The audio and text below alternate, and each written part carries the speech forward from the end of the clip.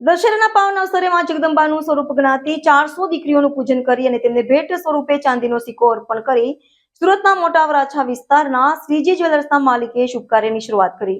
વિજયાદશમીના પાવન અવસરે માતાજીનું સ્વરૂપ ગણવામાં આવતી 400 દીકરીઓનું પૂજન કરી અને તેમને ઉપહાર સ્વરૂપે ચાંદીનો સિક્કો અર્પણ કરી શુભ કાર્યની શરૂઆત સુરતના મોટા વરાછાના એક જ્વેલર્સ માલિક દ્વારા કરવામાં આવી છે।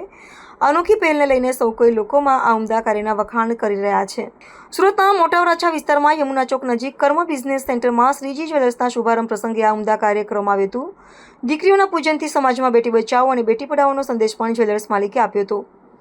દેશના વડાપ્રધાન નરેન્દ્ર મોદી દ્વારા પણ ખાસ બેટી બચાવો અને બેટી પઢાઓ અભિયાન શરૂ કરવામાં આવ્યું હતું અને આ અભિયાનને જ સાર્થક કરવા અને હિન્દુ સંસ્કૃતિને આગળ ધપાવવા માટે સુરતના શ્રીજી જ્વેલર્સના માલિકને જે ઉમદા પ્રયાસ હતો તે સૌ કોઈ લોકો સરાહના કરી રહ્યા છે। મારું નામ પાનસુરિયા ગુણવંતભાઈ છે અને અમે આ દશેરા નિમિત્તે લક્ષ્મીજીનું પૂજન કરી એટલે કે સ્ત્રી બાળકી છે એ લક્ષ્મીનું અવતાર છે એ નિમિત્તે અમે 251 કન્યા સેલિબ્રિટી ઓપનિંગ તરીકે અમે એમને નામ આપ્યું હતું।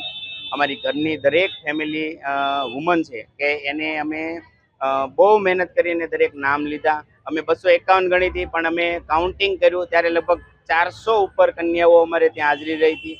એના બદલ ખૂબ ખૂબ ધન્યવાદ, આભાર। હા, અમારા શ્રીજી જ્વેલર્સના 25 વર્ષ પૂરા થયા અને અમારે નવું સોપાન અમે મોટા વરાછાની અંદર નવું સોપાન ઓપન કર્યું। તે નિમિત્તે અમે એવું નક્કી કર્યું હતું કે અમે આ વખતે કોઈ એવા સેલિબ્રિટી નહીં પણ અમે જે લક્ષ્મી છે અમારા કસ્ટમરો જેટલા પણ અમારો સહયોગ છે આજ 25 વર્ષનો, તો એ 25 વર્ષ નિમિત્તે એટલા માટે અમે એમને ઓપનિંગ કરેલું હતું લક્ષ્મીના વરદ હસ્તે।